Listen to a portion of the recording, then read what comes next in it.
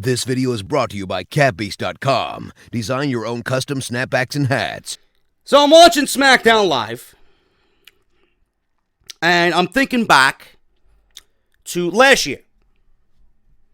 Thinking back to last year, Monday Night Raw, and I'm thinking back to how awful that show was last year, if you guys remember. Now, I don't want you to go back and have, you know, one of those things where you go back and watch the show, because don't. Just don't. Don't. Please. It was one of the worst shows I think WWE has ever put on in its long and illustrious history. One of the worst Monday Night Raws ever, for sure. I want you to think back to that show and how fucking horrific and nightmarish it was, and how much of a joke that Vince McMahon and Kevin Dunn made that show. And I want you to think of the analogy. Just think about you running a business on 4th of July. What's a popular business in the summertime? Ice cream shop, right?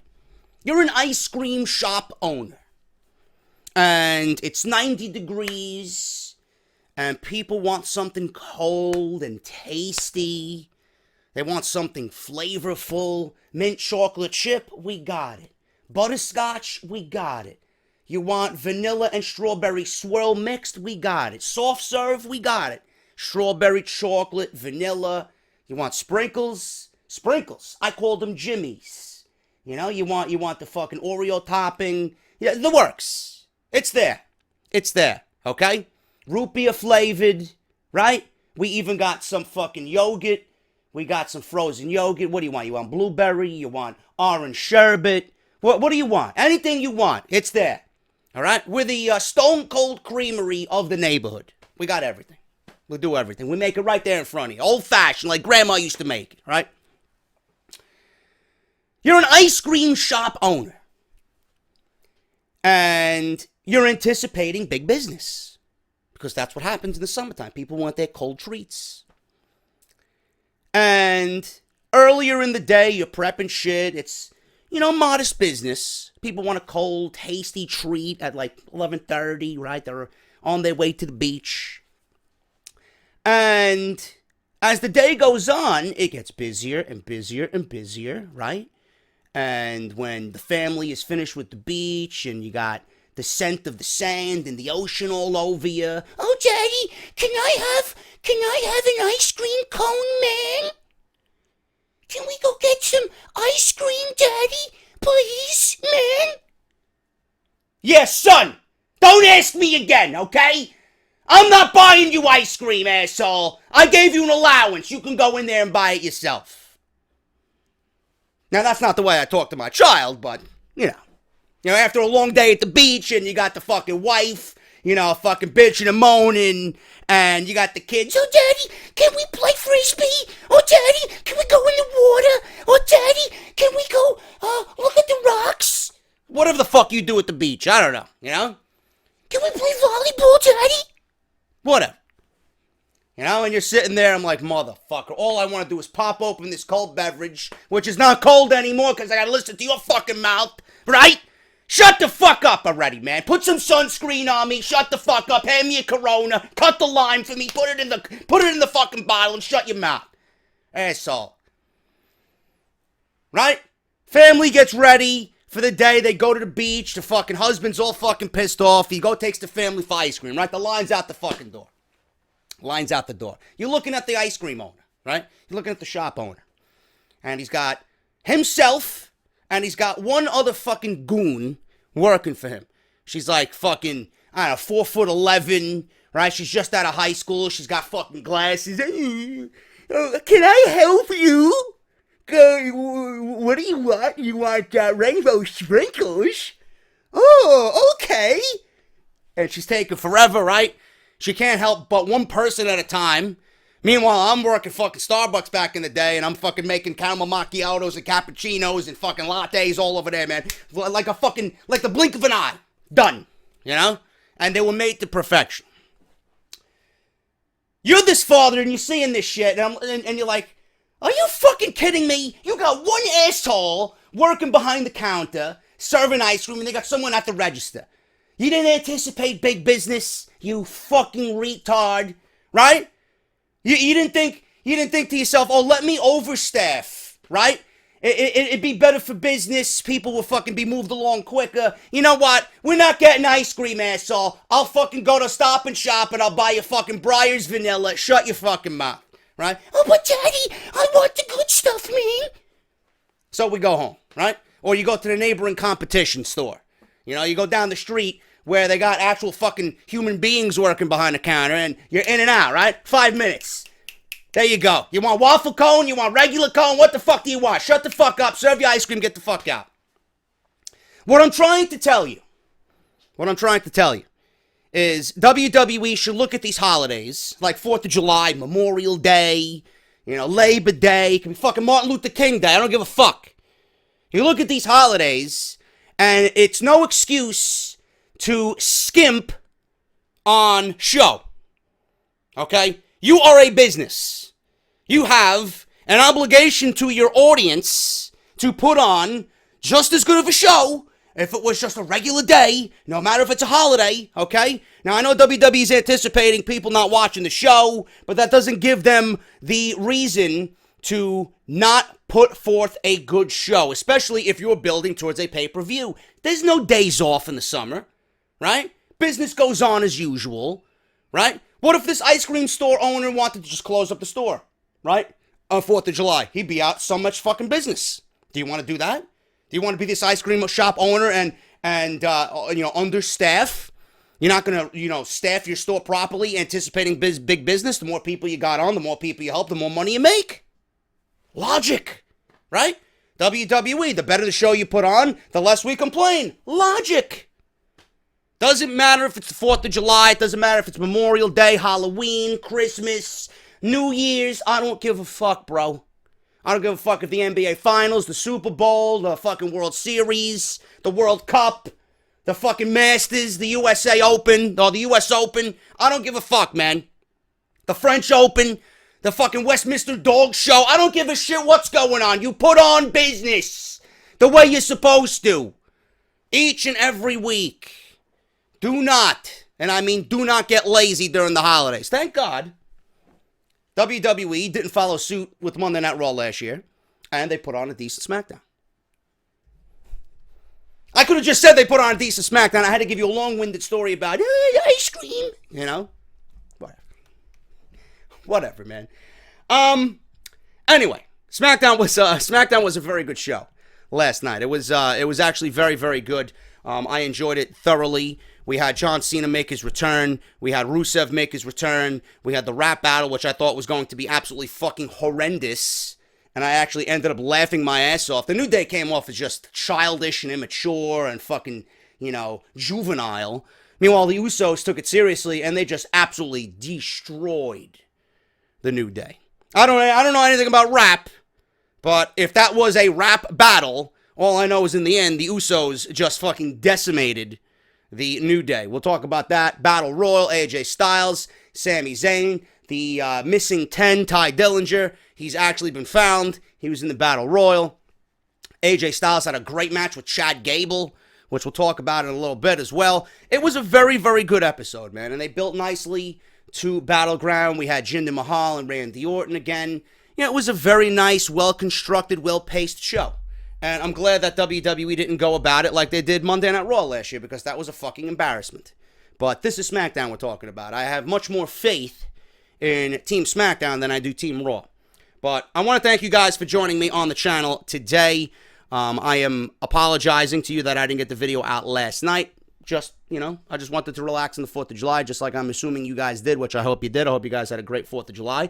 I'll be back tonight. I want to make sure you guys are aware, if you are on Twitch, I will be live streaming. Live reactions for NXT tonight, man. Bobby Roode versus Roderick Strong for the NXT Championship. We'll be doing a Q&A an hour before the show. We'll be listening to some good tunes via my Spotify playlist. We're going to do live reactions for NXT. We're going to live watch the show together. It should be good, man. We had 500 viewers last week. We gained almost 500 new followers on Twitch. And if you guys want to go follow me on there and join me tonight, it's twitch.tv/JD from New York. And you spell out the word New York, man. So it's JD from New York on Twitch. Make sure you guys join me for that. Follow me on Twitter, at JDFROMNY206. Please hit that subscribe button down below with that bell for the notification. And if you are indeed going to subscribe and hit that bell for the notification, I want you guys to click the bell and hit all notifications so that you guys are aware of when I do upload. I have my Dream Matches series for WWE 2K17. We have a tag team match coming up, and I will just give you this one clue. The Ring of Honor Tag Team Championships are going to be defended. So we already seen the likes of AJ Styles and Kenny Omega and Eddie Guerrero and Shawn Michaels. We seen Kazuchika Okada and Seth Rollins. It's good stuff, man. Go and check it out. Everything you guys need is on the channel right now. All you got to do is go backlogged to the channel, and they'll be right there within the week, man. And some of the videos will be linked in the annotation that you see on the screen. If you guys want to support the show, as always, patreon.com/JD from NY206. Great way to support the show monthly, as little as $1 a month. $3 a month gets you off the script. Retro, extra audio greatness from yours truly.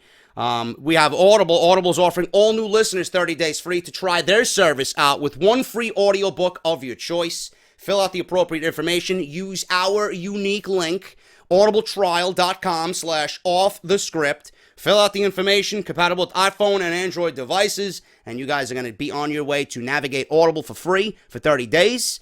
And if you guys want, you got one free audiobook of your choice, over 180,000 books to choose from. AJ Lee, Daniel Bryan, Justin Roberts. Those are the three big ones right now that a lot of people are cashing in on. And if you guys want to cancel your subscription before the 30 days is up, no penalty to you, no charge to you. You get to keep your audiobook for free. Pro Wrestling Tees and Barbershop Window are having a huge sale this week starting Thursday. I will let you guys know. I tweeted about it last night. You're going to save 20% off all t-shirts. Make sure you guys go to barbershopwindow.com tomorrow. Follow me on Twitter for more information. But you guys are going to save 20% off the entire site. And the first 300 sales of the day are going to get an autograph from a WWE legend. Random. So make sure you guys take advantage of that. The first 300 people that buy a t-shirt tomorrow on Pro Wrestling Tees and Barbershop Window get an autograph from a WWE legend or indie legend. So make sure you guys go and check that out. barbershopwindow.com/offthescript. And make sure you guys check out capbeast.com. They are supporting the podcast all summer. If you guys want custom-made hats, beanies, whatever you want, man. Anything customizable, capbeast.com. They're going to save you money. Just by listening today, you're going to save some money on your first purchase. 10% off. JD10 at checkout. Check out the fine people over at capbeast.com. Let's get into this review, man. We're going to start off with the opening of the show and the return of John Cena. I know John Cena is a very polarizing figure. I know John Cena is really, it's split 50-50 down the middle with John Cena. Some people love him. Some people hate him. Some people are just, indifferent about him. I'm one of those guys who's indifferent about him, but I recognize the importance that John Cena is to a television program. This was the run-of-the-mill, basic 4th of July Independence Day John Cena. I love America. He went on about how Independence Day was the most important holiday of the year. This is America's birthday. He also went into why he loves SmackDown but doesn't appreciate other superstars on the roster or in the WWE, saying that he's a part-time mascot. Cena says that he is not a part-timer. He is an all-timer, and he plans to be on Raw and SmackDown just to prove to everybody that he is here to stay. That was the reason he gave for being a free agent. He ran through, Roman Reigns. He ran through Brock Lesnar. He ran through Shinsuke Nakamura, AJ Styles. He mentioned all these guys yesterday. And that if they want a piece of him, he is an all-timer. All they have to do is step up. So that's the reason why that's the reason WWE is giving John Cena to explain why he's a free agent. He's sick and tired of being a part-time mascot. According to the locker room, he is there to pretty much state that he is an all-timer and he wants a piece of everybody. So he's going to spread his wealth across both brands, Raw and SmackDown. If anybody wants a part of him, they can certainly have him. He still has the same passion for WWE he did 15 years ago. John Cena, you guys know this. I've said this time and time again. He is an amazing promo. He puts a lot of passion into what he says. He's believable in what he says. He makes something that really doesn't feel like a big deal from the beginning feel like a big deal in the end. That's why I appreciate John Cena, and I think he is vital to SmackDown Live, and I'm going to enjoy the road to SummerSlam with John Cena a part of it, because that's what John Cena is. He's big-time John Cena. He's got that big match feel. He makes everything feel more important than it really should be, and I appreciate that aspect of John Cena's character. Rusev finally has come out carrying the Bulgarian flag. He's been out for 4 months with a shoulder injury. You know, Rusev said, you know, we heard video packages and seen video packages of your return for 2 months. Where's my video packages? You know, John Cena said that he's worked hard for 15 years. Rusev says, listen, I've been rehabbing, and I work just as hard standing in that same ring that you're standing in, John Cena. I work hard too. You know, there were 2 months of commercials for your return, but there's no commercials for Rusev's return. Rusev was waiting to hear from Shane McMahon and Daniel Bryan, but he decided to show up tonight instead on Independence Day. You know, he ran down the American people. He ran down how they celebrate Bulgaria's Independence Day by marching in the streets. And, you know, it's much different compared to what these American pigs do by stuffing their face with hamburgers and hot dogs and beer. You know, so he just ran down the American people, did Rusev. Rusev said the USA and the American dream that John Cena talks of are jokes. The fans started to chant USA.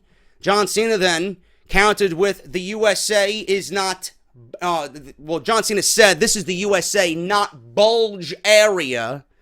So he disrespected Rusev's home country by stating it's bulge area. Rusev said it's cheesy. I know, it was fucking cheesy. Rusev said America's 4th of July is all about stuffing your faces with hamburgers and hot dogs. The fans chanted, yes, yes, yes. And John Cena then challenged Rusev to a match on tonight's show. In fact, he challenged him to a flag match on this episode of SmackDown Live. Everybody cheered. Rusev said that he accepted a match with John Cena, but not for tonight. And the match was made instead for SmackDown. It was made for Battleground. So we have a flag match looming at Battleground. This is John Cena's first match back to SmackDown Live. This is Rusev's first match back to SmackDown Live after injuring his shoulder and being placed on SmackDown Live via the Superstar Shakeup. And it is indeed a flag match. Now, I don't know how WWE goes about this. Do they give Rusev the victory, being that he is the returning superstar? Or are they putting Rusev in a situation where he has no chance of winning this thing because John Cena is going to need momentum going into a big match situation at SummerSlam? You know, we don't know what John Cena is doing at SummerSlam. You know, the rumors are that John Cena is being set up for Jinder Mahal when Jinder Mahal is done with Randy Orton. You know, I even pitched the idea, and I've been pitching the idea for fucking 2 months now. You want Big Match John at SummerSlam, you know, you can easily put him against Shinsuke Nakamura. That's a match I'd love to see. In some sense, to WWE standard, that is a dream match. You know, you got the 15-year veteran in John Cena. You got the face of the WWE in John Cena against the new up-and-coming babyface, who could very well be the face of the company, if they want him to, Shinsuke Nakamura. That is a colossal showdown. That is a match worthy of a SummerSlam, which is the second biggest pay-per-view of the year. You know? So those are the two things that I'm thinking of. But putting John Cena with Rusev right now seems to be, to me anyway, merely a stepping stone for John Cena until he ultimately gets to Jinder Mahal. Because I can't see WWE booking John Cena, you know, at SummerSlam without Jinder Mahal being his opponent. It just makes sense. It just makes sense. You know? Instead of doing the Baron Corbin versus Shinsuke Nakamura match that apparently WWE has penned a match that the WWE Universe wants to see. I don't want to see that match. Who the fuck asked the WWE Universe if they want to see Shinsuke Nakamura versus Baron Corbin? It's not a match people want to see. You ask anybody, you want to see Baron Corbin versus Shinsuke, or you want to see John Cena versus Shinsuke? 10 times out of 10, the answer is going to be John Cena. So I don't know where they're getting this information from. Oh, this is a matchup the fans can't wait to see. They're eagerly awaiting. I'm not eagerly awaiting anything. You know? If it was up to me, Baron Corbin wouldn't be booked at SummerSlam. I'd save him as that lone wolf just sitting in the back of the fucking forest waiting to pounce on his prey with that briefcase. You know? But John Cena and Rusev, you know, the way things are going right now and the way things have been with these guys in the past, I can't see this ending well for Rusev. I can't see Rusev coming out of this with a win. I would be shocked. And a flag match of all things. You know? Like, we seen a kendo stick on a pole match. Now we're seeing a flag match. I hate fucking flag matches. You know? I just despise flag matches. And it's the American flag that's going to be hanging above the ring. Who do you think is going to win? You know? And like I said, based on the history of Rusev and John Cena, I don't see this ending well for Rusev. Rusev needed something that wasn't John Cena to come back to. Because he needs to start building momentum. Because he has a lot of potential of being one of the best heels in the WWE, especially on SmackDown Live. And if you're automatically going to throw him into a match with John Cena, I don't see that ending well. Because I think John Cena is going to have a much bigger role at SummerSlam than Rusev is going to have at SummerSlam. And you want John Cena looking at least strong, especially if he's going into a title match. But we don't know yet. We don't know yet. I'm only speculating here. I'm only giving you my concerns about this. If he is going into a match against Jinder Mahal at SummerSlam, I don't see John Cena losing this at all. If he's going into a match against Shinsuke Nakamura, that gives us a 50-50 chance of Rusev possibly beating this thing at Battleground. Because if that's the case, you know, John Cena can take a loss, and not much needs to be done to build up a match between Shinsuke Nakamura and John Cena. So a win for Rusev would do much more than John Cena winning this thing if he's fighting Shinsuke Nakamura, because they don't need to do anything for that match. I mean, you could just put those two guys in the ring and have them cut promos and whatever you got to do to build Cena and Nakamura. But I'm just stating my concerns right now with all of this. As of right now, I don't see anybody but Cena and Jinder Mahal going one-on-one at SummerSlam. There's really nobody else. There's really nobody else. You look at the landscape of SmackDown Live, AJ Styles is battling for the United States Championship, and there's really nobody else built up as far as a top contender. You know, you're not going to do Rusev versus Jinder Mahal at SummerSlam. You're not going to do heel versus heel at SummerSlam. Baron Corbin's a heel carrying Money in the Bank. There's only one babyface on this roster. Shinsuke Nakamura's not ready, by the way, clowns. No. You know, even though they did some house show work together, Shinsuke Nakamura is not ready for a WWE Championship match, and he shouldn't be until WrestleMania. There's nobody else but John Cena. And the idea that I've been pitching is John Cena beating Jinder Mahal for the title, taking the title at SummerSlam, and having Baron Corbin cash in on John Cena at SummerSlam. You get at least another match between Baron Corbin and John Cena to main event another pay-per-view. And then after that, you can build up AJ Styles to take the title off of Baron Corbin. And AJ Styles could win the title and carry that into 2018. That is the best scenario I think is going to happen. Or the best scenario that I could possibly lay out for you guys. But we have a lot of questions and barely any answers. So I'm just giving you guys every possible outcome that I can think of right now and that I've been talking about for the WWE Championship, for John Cena, for guys like Baron Corbin, Shinsuke Nakamura. We'll see what happens. SummerSlam is going to be very, very interesting. Speaking of AJ Styles, backstage Daniel Bryan told AJ and Chad Gable that they will not be in the Battle Royal because Kevin Owens doesn't want two men he's already defeated, singles competition-wise, in the Battle Royal. So Styles will fight Gable for the right to be in the Battle Royal. The winner is going to be in the Battle Royal. The loser, well, he's shit out of luck. So that was set up, and I'm wondering at this point, Chad Gable on his own the last 2 out of 3 weeks, and I wonder why.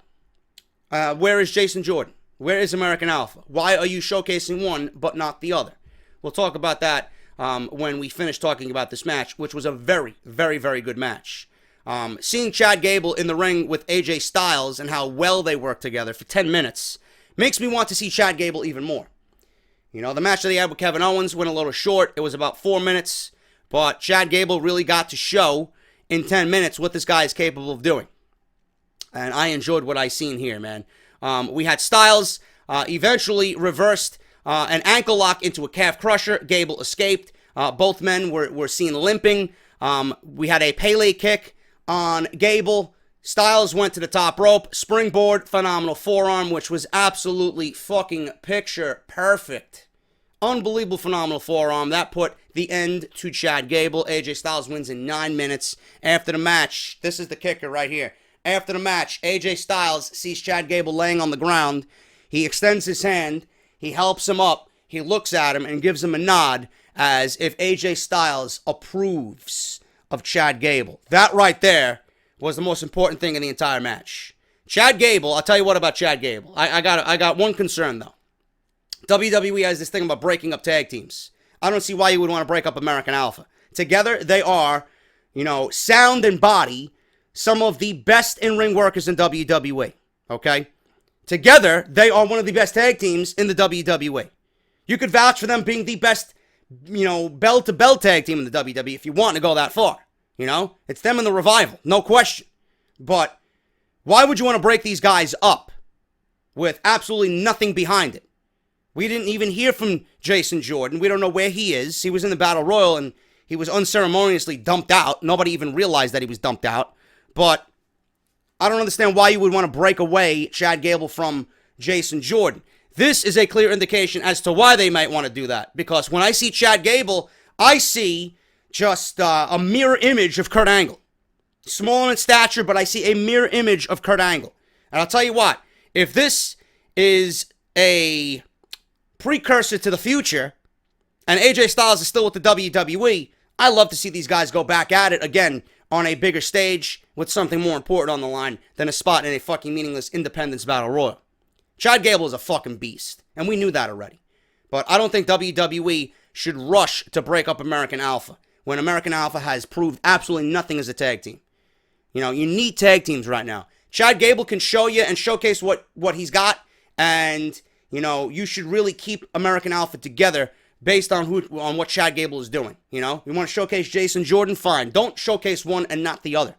This team is too important to WWE's tag team division right now where, they could use all the teams that they can get to bolster that division. But Chad Gable, fantastic fucking worker. He reminds me of a mini Kurt Angle. I'd love to see more from these two down the line. AJ Styles wins with a beautiful, phenomenal forearm. He is placed in the Battle Royal. I just don't understand why they are showcasing Chad Gable and not Jason Jordan. Mojo Rawley was upset with last week's loss. Zack Ryder comes in and says that he got them both spots in the Battle Royal tonight. They jokingly argued over which man will win because it's every man for himself. There was a little tease of dissension there, and I don't know what this is. This is another thing, Not only with Chad Gable and Jason Jordan not being featured as American Alpha, it looks like WWE's teasing up breaking up the Hype Bros. They could possibly be leading Mojo to split from Zack Ryder, and I could see Zack Ryder being a heel here. Why would you want to break up another tag team? Look how many tag teams have broken up or being teased about being broken up in the last month and a half. What is it with WWE? What is it? The objective this year is to break up as many tag teams as fucking possible? Come on, bro. Not really what I want to see. You need tag teams. Tag team wrestling is one of WWE's weakest points right now. Why would you want to go away from that instead of making it stronger? Instead of building these guys up? They're doing everything in their power to break these teams up and just limit the amount of tag team wrestling we see on this show. Yes, I love the New Day. Yeah, the Usos are there, but you can't feature these teams every single week, every single month, every single pay-per-view. You gotta build somebody else up. You can't be breaking teams away just for the sake of it. And I feel like they're teasing a Hype Bro breakup. And that was even more apparent in the Battle Royal. So, I don't like it. WWE should really scale back on teasing tag teams breaking up in the WWE. Carmella and James Ellsworth make their way to the ring.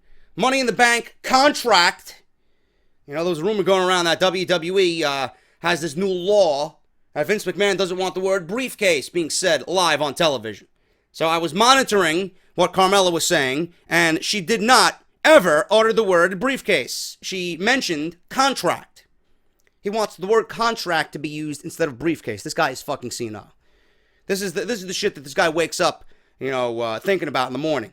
What's my top priority done? Oh, we should call it a contract instead of a briefcase, because briefcases aren't made of wood. That's the shit that they think about. That's the fucking voicemail that he gets in the morning, Give me a fucking break. Either way you look at it, it's a briefcase that she's holding. Money in the Bank briefcase.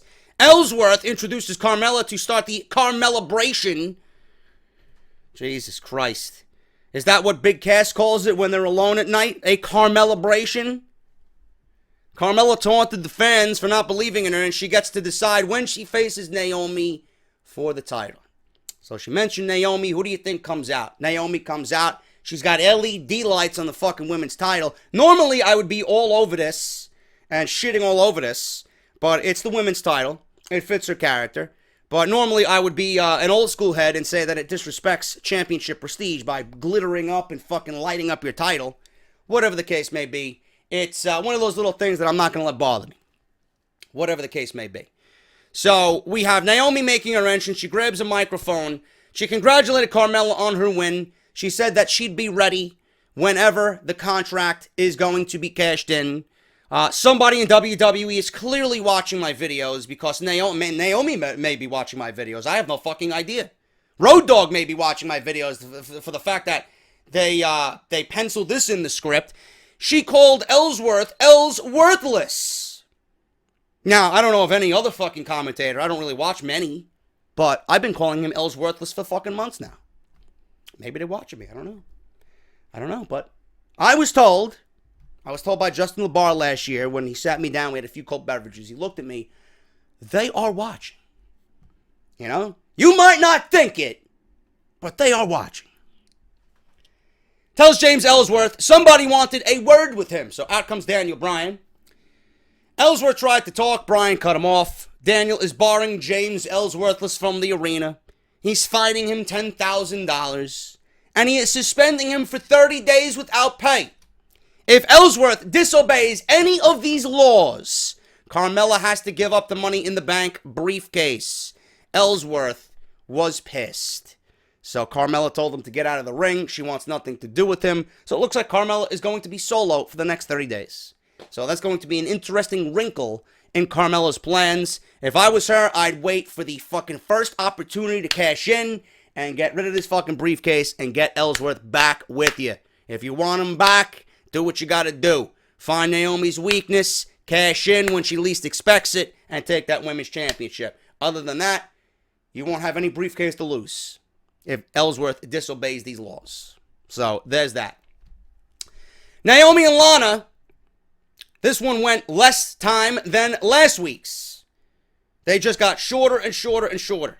Last week went 1 minute. I'll give you a fucking one guess how quick this one went. 10 seconds.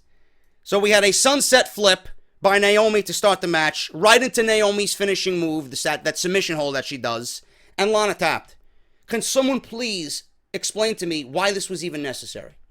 Why this was even necessary? Lana deserved another shot. So she gets a shot and she loses in 10 seconds. Really great, WWE. You're really making me believe in Lana. You're really making Lana, a believable competitor in the women's division. Get her out of the women's division. Get her off SmackDown Live. Put her back with Rusev, please. This is a waste of everybody's time. And then what WWE does here, again, doesn't make sense to me. Tamina hits the ring, right? She's telling Lana to get up. Lana sold her injured arm from the submission hold that Naomi put her in. And she reluctantly followed Tamina up the ramp. I have no idea what this means. So the only thing that I could fathom from this is that Tamina is going to now be a bodyguard for Lana. And it's right back to square one with Tamina. She's big. She's a bigger than average woman. She's got the Samoan background. She looks like a fucking security guard, right? So let's make her a bodyguard for Lana. How fucking boring and generic can you be?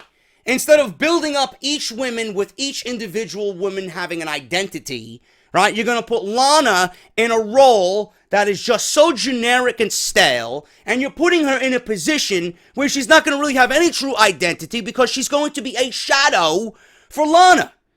All Tamina is, if you're going to pair these two up, Lana is going to be the spotlight of that duo. And Tamina is going to be nothing but riding Lana's shadow. Do you want that? I don't understand that. These women need to have an identity. You need to have a division filled with fucking 6 women with a true identity. You can't be putting Tamina in a role that's not going to get her the spotlight. She's been away for too long, right?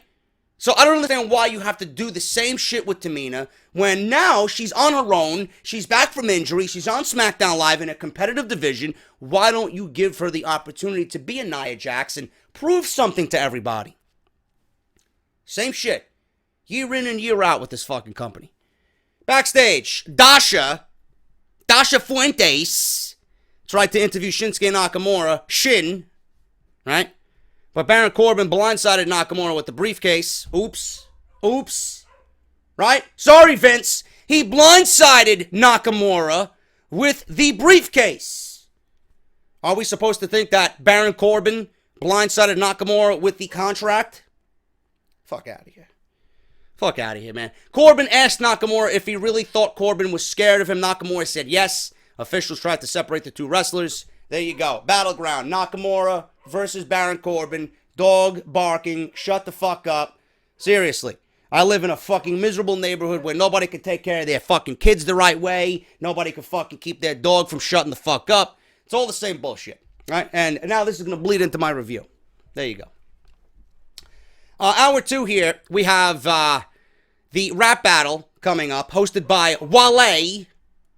I didn't know it was pronounced Wale. It just looks like whale to me, right? Just like how your fucking wife looks like a whale laying down on the beach. You know, the father with the fucking husband. Why do you think he's so fucking pissed off? His wife looks like a fucking beach whale.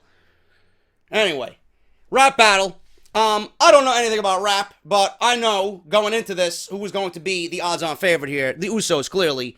Wale brings out the Usos first. They got a huge New Day playground posse with them. You know, the New Day come out. They got their gang with them. And we got Woods reliving his Consequences Creed days, right, with the hair. Big E starts this thing off, who was awful in this rap battle, by the way. He fires off with dark match and butt jokes, noting that even Rikishi knows New Day rocks. I doubt it. The Usos say everybody knows who their dad is, but Big E, do they know who your dad is? They make fun of his man breasts and says not to make it X-rated like your boy Xavier Woods. Just throwing shade at the fucking Page sex tape there. Yes, they did go there. I expected them to do something, but I didn't expect them to mention the Page sex tape. But they did. Kofi then comes in, makes fun of the Usos for not working out and calls them college dropouts. Ooh, you're fucking injuring my soul and my feelings with that one, Kofi. Kofi keeps making fat jokes. Pretty much something that a fucking child at the playground would be uttering to some other fucking kid on the playground. Isn't like, you're fat, you're ugly. That's all the New Day. That's all. That was the brunt of the New Day jokes, right? Nothing but playground jokes. Nothing that was really going to scare the Usos or intimidate the Usos in any way. The Usos make fun of Kofi for being, Jamaican. Weren't you Jamaican? But now you're Jafakin. So that was pretty cool. The Usos would tell Wale, I know clowns, to stop running the New Day or with the New Day and get all fired up. It's not paranoia, it's the Usos. Woods says they look like recently divorced dads, but they weren't nothing until Naomi got them on Total Divas. Ooh. The only thing that was worth anything from the New Day rap battle segment was Xavier Woods, because he laid down the law. Big E was awful. Kofi was awful. The New Day was just awful altogether, except for Xavier Woods. The Usos, they fucking won this thing until there was a pull-apart brawl, and Wale goons, I know, Wale separated, and he disqualified the Usos for getting a little cheeky. So, you mean to tell me the team with the clear-cut talent in this rap battle, the ones who were obviously better, were disqualified because they just, they threw some headbutts, or they started a pull-apart brawl? Are you fucking kidding me? Really? Just like how your rap makes no sense, Whale, right? Your decision here made no sense. Though this was a very entertaining segment. The Usos were funny. I really enjoyed it. But I will say this. Long gone are the days of building up tag team championship feuds and having them battle over a title. Now we're battling over who fucking spits the best rhymes. Are you fucking serious? That's the only thing I take away from this. How the days of the fucking yesteryear are just completely gone. Now we're battling over fucking tag team titles with rap lyrics. Come on, bro. Seriously, I was entertained, but, you know, somebody's got to say it. Somebody's got to say it. I'm the one that's going to sit here and tell you exactly how it is. Titus O'Neil plugged 205 Live, where Titus Worldwide, Titus Catering Worldwide, is taking over. Apparently it took over Twitter because he benched me. Fucking asshole. Aiden English in the ring, singing, right? You ever go into the Lost Woods playing The Legend of Zelda? You see the fucking, you hear those fucking mysterious voices playing. I could see Aiden English just doing that, right? He loves the fucking key lime pie from Titus O'Neil. So Titus O'Neil was there, apparently, if he's doing promos for 205 Live. Aiden English was fucking pleased, man. The 205 Live crew was there. The key lime pie was served nice and piping hot, right? Asshole. So Aiden English is in the ring singing. Randy Orton comes down, does his entrance. Aiden English gets pissed off, nails him in the face with a fucking microphone, and then he goes back into the ring and starts singing. So you nail Randy Orton, a former 13-time world champion, in the face with a microphone for your match, but instead of keeping on the attack and actually trying to beat this guy, you go back into the ring and start singing. Really? This one ended in a disqualification. Orton picked up the steel steps, hit English with them, gave him the Impaler DDT on the concrete, nailed him with a RKO. Same shit. Same shit. Just like how Seth Rollins battled, what's his name? Kurt Hawkins, Mr. Catering himself on Monday Night Raw 2 weeks in a row. This was 2 weeks in a row for Randy Orton and Aiden English. Jinder Mahal comes out with the sings. And Jinder Mahal comes out, crowd starts chanting USA. Mahal says that he would like to beat tolerance into everyone in the audience. You know, America hates him for the color of his skin. All the same shit. You know, they look down on Jinder. But he is the WWE champion. He had a little bit more bass in his voice this week, but not enough. Jinder, come on, bro. Start raising those octaves, bro. You know? Do you need Aiden English to fucking give you some lessons about how to speak? Come on. Orton interrupted Jinder, promising to punish Mahal's ass in a Punjabi prison. Nobody likes you, Jinder, because you're a jackass. That's the best Orton could come up with. Nobody likes Jinder Mahal because he is a jackass. No, Randy Borton. I don't like Jinder Mahal because he was a bum for 7 months. He did nothing in his WWE career. And I'm supposed to believe, in a span of 2 months, that this guy's a WWE champion. That's why I don't like Jinder. You can add him sounding like a fucking pussycat on the microphone as well. Raise the bass in your voice, bro. Seriously. You're a fucking WWE champion. You come out looking like a fucking terrorist. Alright? Put some bass in your voice. Anyway. Independence Day Battle Royal. Up next. Ty Dillinger's backstage with Tenay Young. This was Tyler Breeze dressed up as Renee Young with a blonde wig and a fucking ugly looking dress. Ty figures out who's in the disguise. Breeze asks Dillinger if he's worried about Breezango. Dillinger says he is, but wonders aloud what will happen if it comes down to Breeze and Fandango in the Battle Royal, because you know it's every man for himself. So Fandango's creeping behind in a fucking construction outfit from behind Ty Dillinger, you know. Ty leaves. Breezango compares notes. They don't think Dillinger caught on to the shtick. So Tenay Young with a successful first interview on SmackDown Live. I'd rather see Tenay Young than Renee Young. I kid. So Renee Young, cue to Renee Young, she starts laughing, you know, that Tyler Breeze wore that dress very well. She started laughing. She interviewed Mr. and Mrs. Kanellis. Mike's shirt was very colorful here. Maria says that they have the power of love. I have the power to fucking reach for the remote control and change the channel every time Roman Reigns is on, too. So I got the power, too, Maria. Don't worry about it. Mike gushed about how beautiful Maria is. Off to the side, Sami Zayn is knocking shit over. And he's stretching, getting ready for the Battle Royal. Accidentally knocks over a fucking pipe. Zayn starts to apologize to Mike and Maria. And then he heard his entrance music and ran to the ring to get ready for the Battle Royal. I don't know if you guys watched. I'm looking at Sami Zayn, and I'm like, who does he fucking remind me of when he does this with his backstage shtick? You know? He just runs at the mouth. You ever watch that movie, 10 Things I Hate About You? You know, I want you guys to go back and watch this. You know, there's a scene in 10 Things I Hate About You with Joseph Gordon-Levitt. He played Robin in The Dark Knight Rises, right? He was in this movie, 10 Things I Hate About You, with Heath Ledger, coincidentally. And he's got this guy, this friend that tags along with him. This friend, this geeky friend. He's showing him around the school. And he goes up to the fucking cool kid. I forgot his name. He's driving the fucking red sports car. He's trying to take out Bianca, right? And this guy's sitting at the fucking table. You know, this geek is talking to this cool kid. And the cool kid, I forgot his name. I can't think of his name. Drawing a fucking penis on his mouth. You know, and the way he delivers the speech in the movie, the way this guy speaks in the movie, this fucking geek, reminds me of Sami Zayn. Go back and watch it. I'm telling you, man. You guys would be like, holy shit, JD is right. You know, so I think Sami Zayn is coming off like a geek. It's a lovable geek. I love my Uber driver. But, you know, Maria and Mike Kanellis look like their first feud is going to be with Sami Zayn. That's what they're setting up for. So they weren't happy about Sami ruining another moment. So we'll see what happens.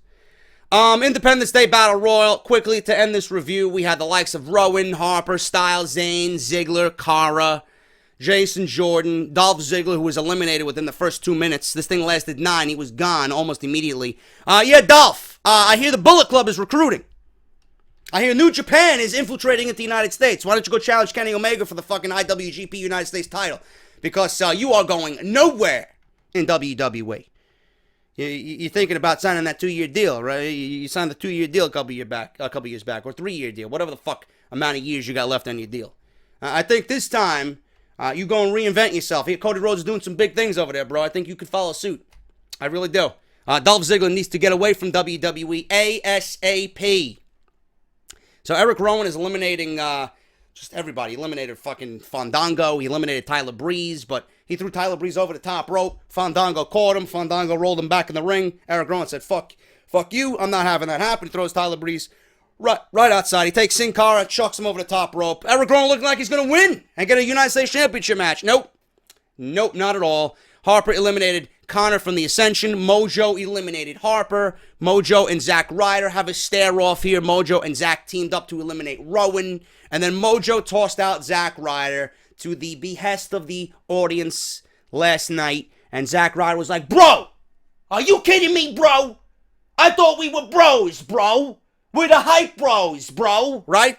So, looks like another tease of dissension between the hype bros. Owens acted outraged at Mojo Rawley betraying his friend. Zayn eliminated Mojo Rawley. Styles, Zayn, and Dillinger were the last 3. Nice little exchange by all 3. Ty teased eliminating AJ and Sami Zayn at the same time. All the guys fought on the apron. Styles hit a Pele kick. Eventually knocked Sami Zayn out. Dillinger was eliminated beforehand. And AJ Styles wins the Independence Day Battle Royal. After the match, Owens attacked Styles. Proclaimed that he is the face of America, shoved the title in his face. Styles fought Owens off, then picked up the United States title as Owens left the ring. And it will be AJ Styles versus Kevin Owens at Battleground for the United States Championship. A happy ending to Independence Day Smackdown. So there you go. Hope you enjoyed the review, man. Battleground looking very good. I'm going to be honest with you. Great Balls of Fire is looking very good, but a lot of it has to do with Samoa Joe, Brock Lesnar, Roman Reigns, and Braun Strowman.